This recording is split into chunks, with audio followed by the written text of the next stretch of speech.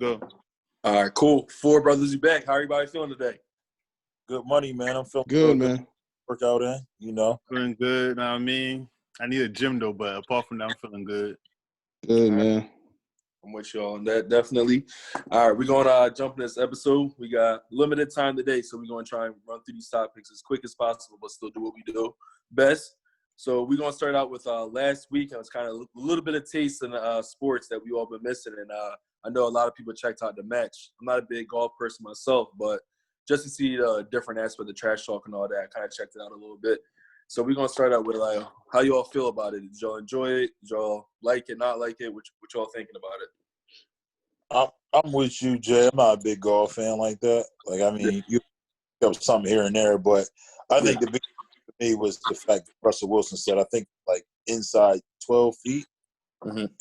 If you got inside of 12 feet, he was donating 100,000 or whatever. Yeah. 40,000. Crazy. And then it was three cats back to back hit in. Everybody but Tiger Woods dropped inside 12. Yeah, that's crazy.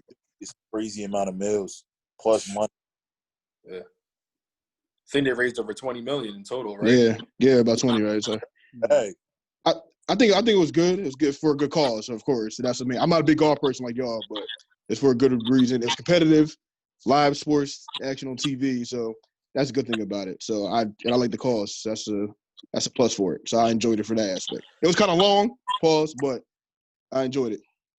I don't know much about golf, but I seen that they raised $20 million, and I was like, man, that's a good cause. I mean, anytime you get Tom Brady versus Peyton Manning, that's still, it's still prime time. I know it's not football, but they're going back and forth. And, Tiger and Phil got a rivalry too, so it's just two rivalries going back and forth. It's something different. You needed sports, and they gave us sports, and they gave us, a fundraiser or whatever. So it worked out perfectly for them. All right. This is a quick off topic, I guess, kind of on topic question, but for me, I only watch golf if Tiger's playing. What about y'all? Yeah, that's what got me even sniff golf, Tiger Woods, because that's kind of That's it. Literally, only reason if I watch golf, it's got to be Tiger. If he's not playing, I'm not wasting my time. Facts. All right. So we're going to jump on one last thing with this topic. So I think it works out well. The rivalry I liked a lot because although it's friendly, there's still deep down there's a little bit of rivalry between the two. Who would y'all want to see if they do it next year? Who would y'all think would be a good matchup to follow up? Like a dream scenario? Yeah, I mean, it could be realistic because they're definitely going to do it again. The ratings were crazy. Yeah. I mean, being in the Philadelphia area, I know everybody in this city loves the Foles and Wentz, comparison and competition. So I would love to see them two on the golf course together. They said they love each other, all that, but they know deep down they kind of probably a little hate towards each other. Yeah, he's salty. A little salty, got to be. So just a little friendly competition right there. I would like to see. I mean, if I had to choose one, I'd probably have to do Chuck and MJ, just because they always talking about golf and they always going back and forth, and they both gamblers. I gotta see that. I gotta see Chuck versus MJ out there. Chuck got the funniest golf swing of all time. Hilarious, man. Comedy, man. What about you, Rod? I want to see T.O., man. He's just must-see TV to me. I want to see somebody like T.O., somebody like Floyd Mayweather. I want to see Conor McGregor. I want to see cats that's just controversial in their own right. Yeah. They're going to bring entertainment to the game. That's good. Who you think? I would go with not to stick to football, but I would go Rodgers versus Brett Favre. That's a good one. That's a good one. There's beef between them for sure. Yeah, 100%. Add Romo to it, I think would be good, man. I don't know. Favre seemed like he be trying to be on his team now, Team Rodgers. No, that's not. They hate each other deep down, man. They because Rodgers think he's better than him, know he's better than him, and Favre think he'd great. I mean, I think that's a good one. Yeah, I got to sleep agree though. Favre has been a little diplomatic lately, though. He's been saying all the right things. But he always relevant, though, man. Always. What was your sleeper one that you said? No, so it's a random one. Jalen Rose and Skip Bayless. I would love to see it because they hate each other. What Mr. B called them? Jalen Rose and Skip Bayless. They were probably fighting the golf course. And they got bad blood in the history. Y'all know that. I would love to see it, man. The day he brought up Skip's high school stats. Yeah, exactly. That's why I would love to see it, man. Never been on first take since. Never since. Not once when Skip was there. I would love to see it, man. That's a little funny what I would like to see. Nah, definitely. That's a good one off topic. All right, so we go and jump into a little bit of a current topic right now that got a lot of people talking in the sports world. These MLB negotiations, it's a back and forth tug of war. Like it's like an arm wrestling match that won't end. The owner versus the players union. What do y'all think? What do y'all? Whose side are y'all on? We'll start there. I'm on the player side, man. Like Players? Yeah. Yeah, I went over like the contracts, and they had broke it down from pretty much somebody making a league minimum to a cat making $30 million a year. Somebody making $30 million a year based upon what they proposed to them would get $7 million for the remaining. That's ridiculous, man. I ain't styling. I don't know nobody that's gonna work for like a 1/5. 40%. That's 80%, right? Yeah, like absolutely not. Like, nah, man, I'm good. No, I agree with Rod off of that, piggybacking off of that. Like I told earlier, like it looked like the owners are trying to turn the higher paid players against the the lower paid players. They make it seem like the higher players are like greedy and selfish, but it's owners, I believe. Like, they're making it seem like the overpaid players are being selfish and don't care about the sport. And I feel like they're trying to turn them against one another, and that's not right at all. Not to get political, but it's kind of like if you look at it, it's kind of like a presidential debate. It's the majority versus like a loud minority. Because you look at it, majority of players don't make 20 million or 30 million. Majority of them make that closer to that million, 2 million, 3 million. So they're trying to win over that 80% of the player pool to go against that 10% or that 20% that makes the big money. So it's definitely that for sure. Yeah. Yeah, well, I mean, when I first heard it, I was reading about it, and I was like, oh, this is a good idea because, majority of players don't even make a mil, so they're going to get probably most likely their full million or whatever the veteran minimum is. Then when I saw somewhere like that, people making like 30 mil, the highest paid probably, like you said, going to make like 7 mil, and I was like, this is ridiculous. The owner is going to have to just take the fall. I don't expect them to go from 30 to make 25, but even if it's 30 to, let's say, 20 or 18, somewhere around there, maybe it's doable. But 3 to 7. They said like 35 million to like 7.5. Like, come on, man. Like, it don't make sense. Still, like, nonetheless, I know owners always. I get it. You run it, whatever the case may be. Like, it's like setting up a business to run it. Like, players running the business at the end of the day, and they the ones putting butts in seats, and they putting getting eyes glued. So that 30 million player is the reason why people watching baseball. Like, no knock on a guy that's making a mill, but the face of the sports, man, like the players. So when owners try to dig pockets, and I get it, they're making much less money too, but when you try to make their salary, I don't know too many cats that's going to work for it. And no profession. I'm guessing the idea behind it is if you're making 30 mil, then you done made like 30 mil in previous years, so you could. I don't care, man. I mean, not necessarily, but still, I mean, I'm not. If I made it previous year, I should make it again. Got nothing to do with this year. Yeah, I don't got nothing to do with this year, man. Yeah, no. Another thing that your boy raised from the last episode we spoke about Snell, and he's talking about they're still at risk, man. The risk factor stop. We're not talking about you about to get hazard pay for doing what you're doing. They saying we're gonna turn your salary to a fifth of what you was gonna make, and on top of making a fifth, you still gonna play. Man. If I'm players, I would sit the rest of the season. If it came to the point, you pay me a fifth of my salary. And I know fans expect them to take a pay cuts because the worker at Walmart makes $20,000 a year. What's wrong with making $2 million? I mean, you can't compare the two. It's ridiculous, honestly. Like, you can't compare the two. Yeah, when the top of the profession. I think I heard no one bring up is I don't know about every single owner, but I feel like an overwhelming majority of these owners, none of them made their money owning a baseball team. They all own successful other business and bought the team separately. Yeah, so they have multiple revenue streams of income that they're earning outside of baseball. You don't buy a baseball team by doing one thing. You got to be a billionaire beforehand. Absolutely. So they're making money in other places. I know they're losing money because most businesses are, but at the end of the day, they're still making money outside of baseball. These baseball players only make money from baseball. Yeah, facts. Like, these dudes are rich. It depends on the owner, though. Like, you heard in, basketball that the Rockets owner is, on the verge of probably having to sell the team or probably losing their best players. So, I mean, you got Jerry Jones, and there's got some people that's lower level owners that don't have that much capital, and they're trying to find a way to also still maintain the team without losing the team. And also, I want to hear that. I think they're going to get government bailouts. I don't want to hear that either. Yeah, I don't want to hear it, man. That's an awful excuse. That's the excuse they're trying to pull and portray what's going on. Nah, that's terrible. If he's playing poor by trying to say he got to sell his $1 billion team that he owns, I don't feel bad for him. Like they're gonna get government bailouts.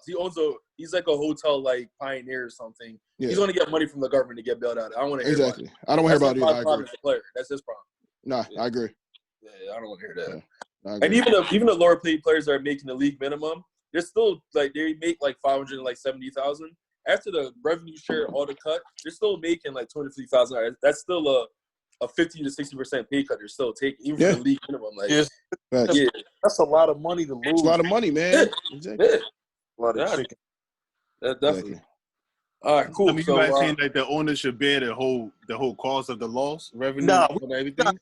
If you took away a third of somebody's salary, I think my threshold is a third. If it really got to dire straits and you went to 50%, I would say 50%. And I know that they proposed possible deferred payment.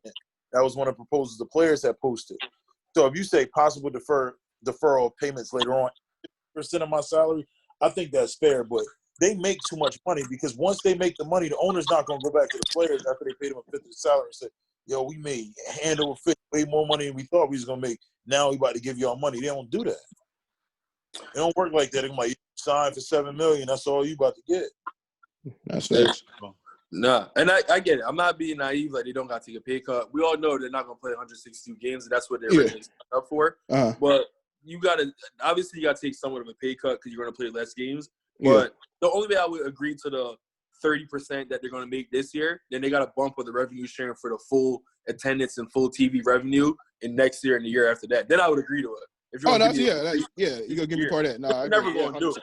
Because they're going to make way more money when it's a full of the TV ratings and all. Yeah, so, that's true. All right, cool. Jay, I just want to get it correct. You said a third? You would take a 33%, or are you saying you would take a third of your salary? I would take a third of my salary this year if they're going to bump up their player revenue going forward for the next couple of years. Because obviously when it's a full year of revenue, they're going to make probably triple what they make on a year like this. So I would do that going forward. Exactly. They're going to I think that's fair. Yeah, I would. But they're not going to do that either, though. All right, we'll do a prediction before we hop over this topic. Do y'all think they play baseball this year? No, I don't see it, man. I don't see any team budging. Like baseball, I love it. Like it's my second favorite sport. They can never get it right. They can never get it right ever, man. They had the opportunity to just show out, be the only lone sport back, and all the eyes on them, and they still couldn't get it right. Yeah, hockey coming back before them, basketball come back before them. They can never get it right, man. I don't see it happening. Worst commissioner in pro sports, man. I mean, by far. There's too much. Even though we're talking about lost money and all that, splitting hairs and all kind of stuff, they're gonna find a way to play money because there's too much money at stake that's gonna be lost with a whole lost season. You figure baseball is still like, I mean, football probably past it now, but it's still America's favorite. Probably. Oh, that's not by far. By far. It's been past. I mean, so maybe a decade or so was still America's favorite pastime. So I mean, maybe 15 years. Probably 15, 20 years. I make the argument. I definitely think football surpassed it, and I might even make the question. Basketball surpassed it by far. Basketball passed it. But I think that nobody want to leave money on the table. So as much as those owners, like you said, the business people, Rajay, you made a good point before. Them cats gonna make it work because I'd rather take a portion of money than no money. So they're gonna make. I think they're gonna make the season work in some way, shape, form, or fashion. 0% chance they don't want to play baseball this year. 0%. They gonna figure it out one way or another. I hope you're right, man. I'd be shocked if they didn't play. I'd be honestly, I'd be shocked. I hope you're right. It's too much money. Yeah, right. I agree with that for sure. All right, so we're going to jump from one sport to football, which is a new pastime. I mean, the new America's favorite sport, like baseball. And we're going to jump into this new rule change. You're all familiar with that. They said you can forego 2 onside kicks per game to go for a 4th and 15. You all like that new idea? I like it and don't like it all at once. I like it because like the onside kick is barely successful. They said it was like maybe 3% last year, and it was like the Chargers kicker had like 3 successful kicks, and the other ones were like maybe like 2 of the kickers got it all year. And they said it was like 8% in 2019 and like 6% in 2018. Like, it's I'm on the fence with it. Like, but I also don't think a team losing should get a chance to get the ball back. Like, why you justify them losing? They had Does 60 it feel minutes. too much like the XFL kind of? Yeah, like it's kind of gimmicky and like arena football. Yeah. No, I don't really like it because I mean, you think about like even the onside kick there's excitement in some onside kick to me, like to see if somebody like get it at the end of the game, like you trying to come back, like you know they're about to be an onside. But it's hard now though, man. Like I mean, it's like hard. It hardly ever happens. It's hard. It never happens, but that's the part of like the whole point of it. It's like that nobody ever gets it, and when somebody do get it, there's excitement in that. I feel like 4th and 15 favor certain teams, like certain players, like Mahomes and the Chiefs. Yeah. Just naturally by just who they are and how he plays. No, I agree. No, actually, I can see that. That's what I'm saying. I do like it and I don't like it. Like, you got players, like you said, even Josh Allen, who got a strong arm, 40-15, you just throw that up somewhere. Like, even the Eagles, like, Wentz, though, like, that's why I like it. But I would say, like, 4th and 20, I would make it it's a little bit harder. 4th and 15, start off. Anything in a red zone is tough. I think it's a tough play, period. I don't like it because I agree with what you said. You're I hate to say rewarding a losing, but you kind of are to some degree. You are. You get a lucky play to kind of like come back in a game.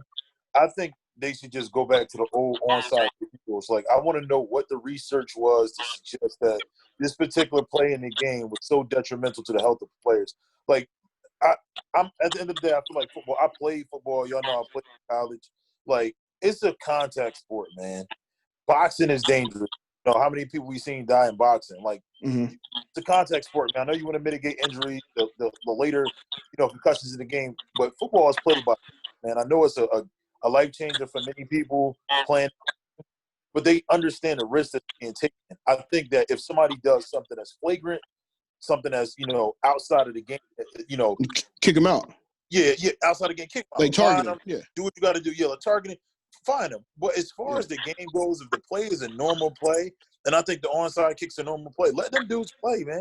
Like the old, you talking about take it back to the old school onside kick? Yeah, the old onside kick. No, I can see it. I like that. I like it. Like I said, right now, if they switch it, I'm like you said, I'm rewarding a team that's trailing. Like, why am I rewarding a team that's trailing? I don't get it. They had 60 minutes to try to take that lead and take, like, that's what I don't understand. That's how I don't like it. Would it change your mind at all if I told y'all that the onside kick in the 4th and 15 got the same succession rate, though? From like 2013 to 2017, they're both about 16%. Really? Then keep the onside kick then. I mean, honestly, keep the onside kick because I think even like how it is now or the old way? I honestly like the old way, honestly, because I can see the old way. Yeah, that's fine. Honestly, there's some people, like I was listening to people like Shannon Sharp, that's Hall of Fame now. They made their name first off become like from special team, being a special team player, and then they got the opportunity to start like at the regular position. Like I feel like lower level people, you're almost phasing out the kickoff. That's going to be the next thing. Once you do this, take it to 4th and 15, and you take out the onside kick, you might end up just phasing out the whole kickoff. And then that's lower level NFL jobs that's being lost too. That sounds good and all, but I feel it kind of goes back to what we're talking about baseball, though, where it's like no one watches like Rodney Surfer, the dude that makes $1 million. It's cool that he's on the team, but don't really care. Fans watch for fantasy football for points for the quarterback play. These quarterbacks are making $30, $40 million a year. Dak wants whatever he wants. People want to see the quarterback on the field. So for me, if you're going to give him $40 million a year, get out there and get that 4th and 15, man. I think that's what people watch. I'm in the minority where I like old school football. They watch the points of fantasy now, though. That's what it is, fantasy, man. But one of the most exciting plays in the whole sport of football is a kickoff return for a touchdown. I agree, man. I agree. I love before, yeah, but I'm not gonna lie to you. I don't miss it one bit. Like I can't think the last time I thought about Dante Hall or somebody that returned the kick. Like Devin Hester, like last. I don't miss the Hall of Fame off a kickoff.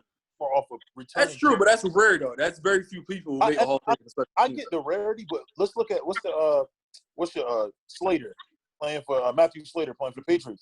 And that man made a career out of being a special teamer. Like I'm a fair cat, man. Like I don't want to say these dudes. I'm not saying like in the argument I was making before about the young player, like the dude player. I wasn't trying to take away the relevance of him as a person. I was just saying that person that's in the $40 million guy is the guy selling the seats.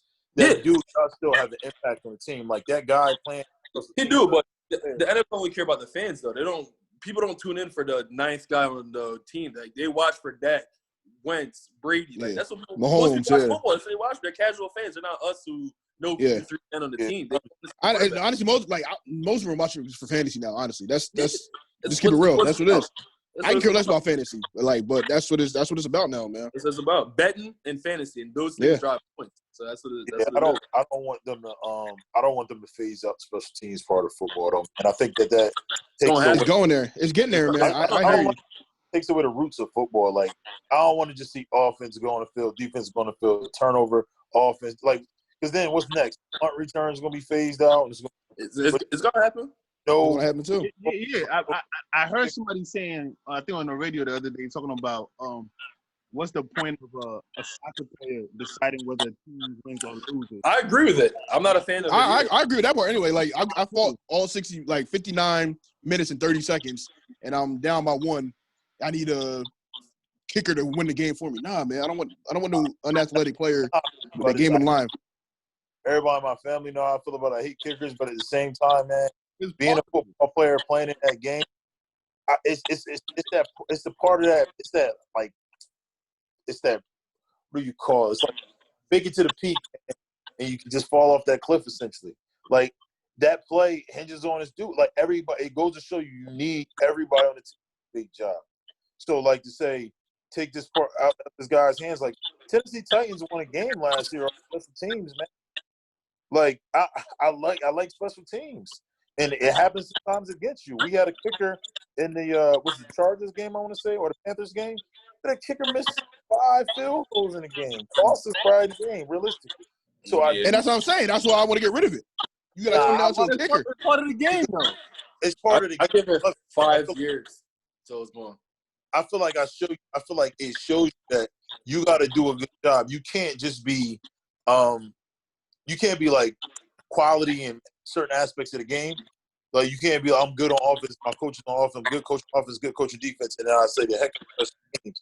Nah, you got to get it right on special teams. So you totally out on the 4th and 15? No, I'm not out on that.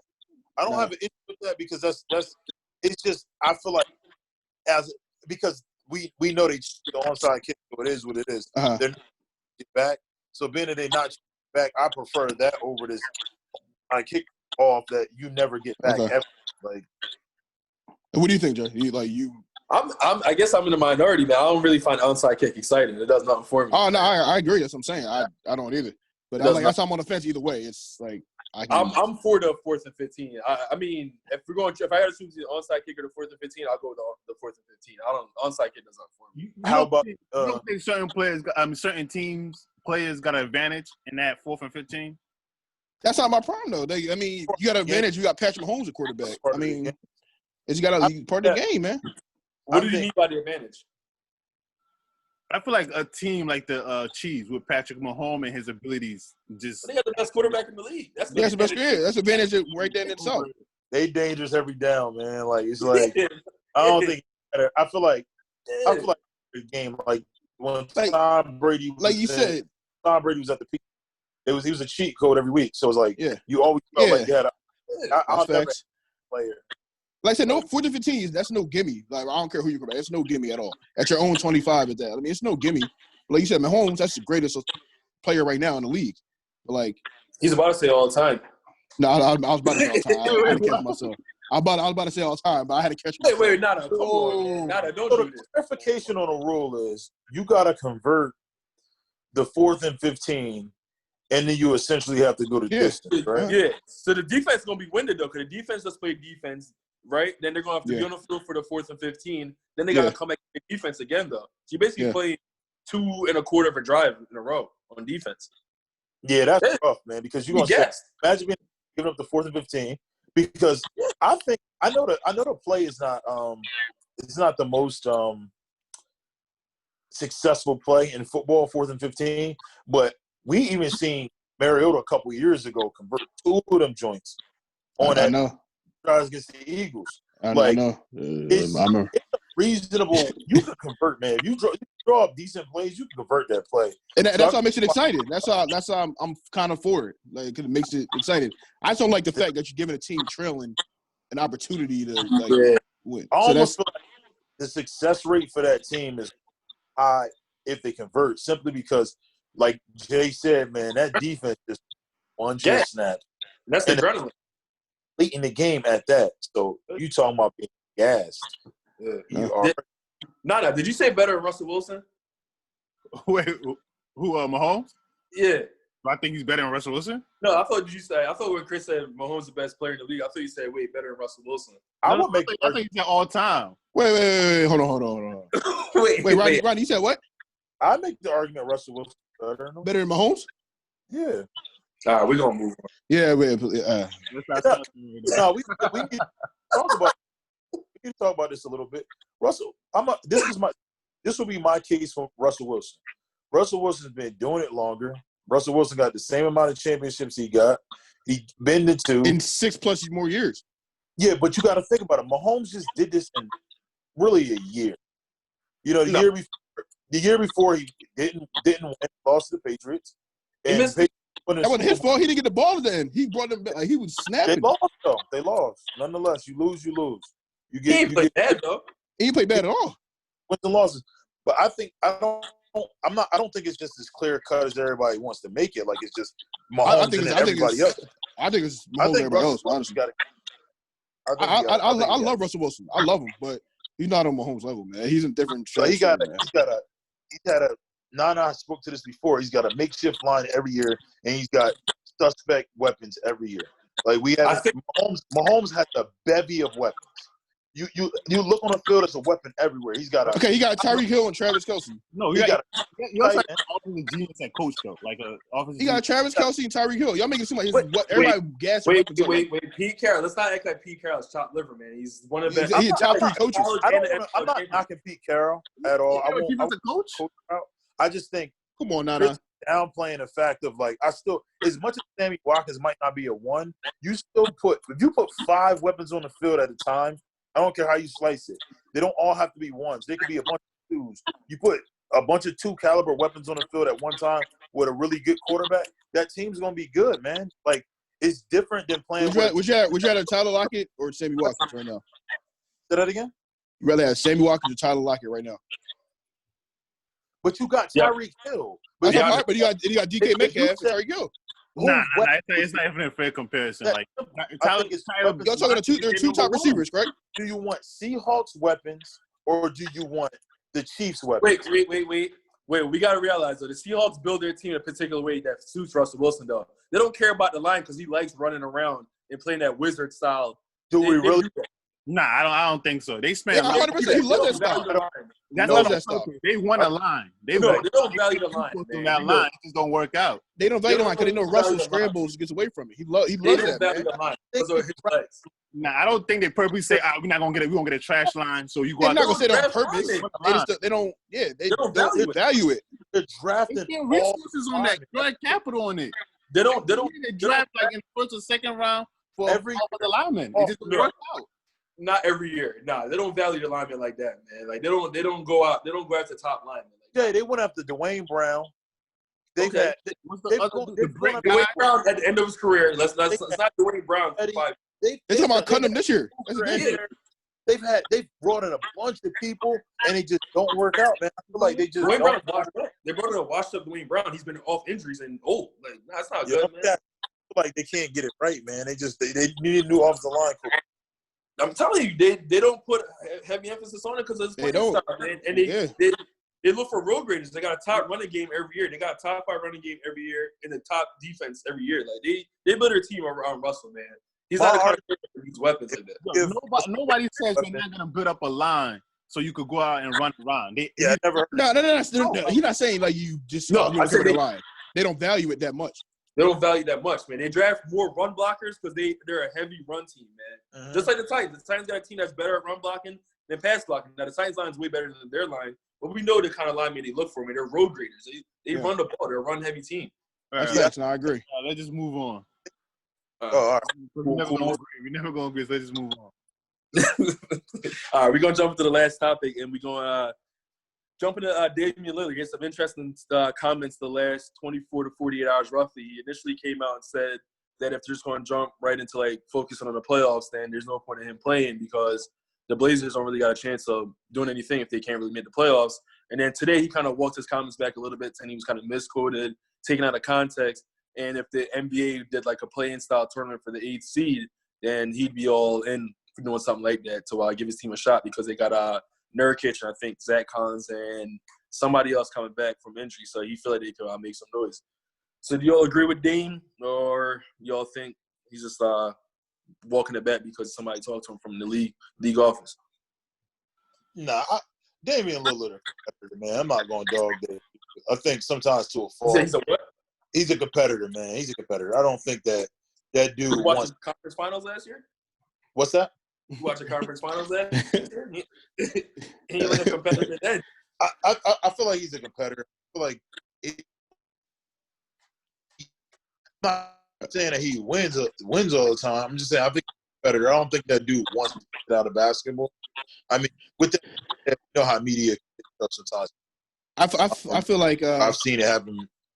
I can't call him a competitor when he made that comment. Yeah, I can't call him like with his first reaction was his real reaction. That's how he really felt, honestly. Yeah, that's what he felt. I mean, I don't blame him. Like if I'm not him exactly. So say somebody on the Blazers, McCollum, say he's a free agent after this year. They know they're not gonna make a team. I don't want to play risk injury just for what reason right now. We got no chance. I don't blame him. I'm not gonna risk injury if I'm gonna be a free agent, gonna get paid next year. I'll be selfish. I have to at this point. I mean, I wouldn't call him a quitter or question his competitive spirit because what's the point? Like we know who he is. We know he's cold. He's proven. Like he's a proven player. There's no need for him to rush back if the team is not gonna make the playoffs. To play what in July? For what? It's not about that though. He's not playing when his team's playing. And he said he'd go sit on the bench, but he wouldn't play. Like that's competitive. Yeah, because he's injured. Like he's about. He's not injured. He's not injured. He's not injured at all. No, he was just injured. He's not injured now. He's talking about now. Yeah, but like if we're not gonna make the playoffs, I just came back from injury. Why bother? Why risk it? But that's what I'm saying. That's our original comment. So don't walk it back. It's the whole franchise right here. That's to be the competitor, man. You gotta play. You play even when there's nothing to play for. You play. Like he's not. The most competitive people, like even Jordan, would probably say this is dumb. Like I just came from injury. You can't compare it to Jordan, though, man. Like that's hypothetical. What he actually said. Like he actually said he doesn't want to play if his team's playing. That's his first reaction. He said, but it was very specific to, obviously if they had nothing to play for. Let's be realistic. We've hearing typically as it goes down the stretch, team ain't about to make the playoffs. Not and my superstar players even like that. Like why risk? He plays in the NBA. He doesn't play football for a living though, man. Like these dudes, it's not the NBA the '90s that y'all love so much. It's the soft NBA, man. Like, come on, man. Ben, like, come on, man. You still get paid. Let's just go through the superstars last year that tore stuff up. Kevin Durant tore an Achilles. Klay Thompson tore ACL. Boogie Cousins tore a quad. So like, it's play again though. That's but Lillard stamped though. He got his contract. He good, honestly. So like, look, even LeBron last year when he tore his when we had that whole groin injury and the Lakers basically out the playoffs. Like he mostly shut it down last year. After he got the injury. Not because LeBron do it, I think it's right. I don't agree with that. I don't think because LeBron does it is right. That's what hurts the game because they sit out all the time. That's what I don't like that they do. They sit out all the time. I don't think it's right. It's smart though. Your whole franchise. You're not about to let your franchise play for basically nothing. First off, Dame Lilliard to me is I don't know, franchise player, man. I don't even know about all that. Dame Lillard. I'm his biggest fan, so I'm biased towards him. But like, his original comments. Like their franchise. He's not winning nothing, man. I don't know. If you're protected, like you got some chance to win a championship, like KD laughed at him, asked him to go play there. Like you're not winning nothing with him. Man. Like he's not. Like, what's he protecting? They're not winning nothing with him. He's not built like that. That dude hit 4 3-pointers in the conference finals last year in the fourth quarters in 4 games. That's like it ain't him. Maybe the team ain't built like that. He's built like that. He shot 30% in the fourth quarter of the conference finals. It happens though. Like you act like everybody don't have a bad series. No, not that. Nah, when you try to go to the chip, you handle a bad series. You're gonna have some have a bad series. Y'all caping for him, man. He's not a championship player. He's just not. Some people are, some people aren't. He's just not. But he's never been there before, man. It happened. If he did it again, I would be like, he's been to the playoffs plenty of times. I'm talking about to the conference finals. That's different. Man. That's and he's not his second year in the league. The dude's been in the league like 8 years now. Like we're not gonna use the excuse. But it don't matter, man. If you've never been to a spot, he's been in the league 8 years. I don't want to hear it. He's not like a Dame Lilliard came in the league old. He's not like some 21-year-old kid fresh out of Duke that he's scared of pugs. He's been in the league. He's old. He's not young. He came in the league old. He's old and in the bad years. You talking about playing in games that have different type of implications. I don't want to hear that. He's made $400 million in his career. Well, let me honestly, he got. With that, we're gonna go ahead and wrap it up. Make sure you subscribe, you rate. Go on Apple, type in Four Brothers. Go on YouTube, type in Four Brothers, and make sure you rate, subscribe, watch, all that. All right, Four Brothers, we out. We out. Appreciate y'all.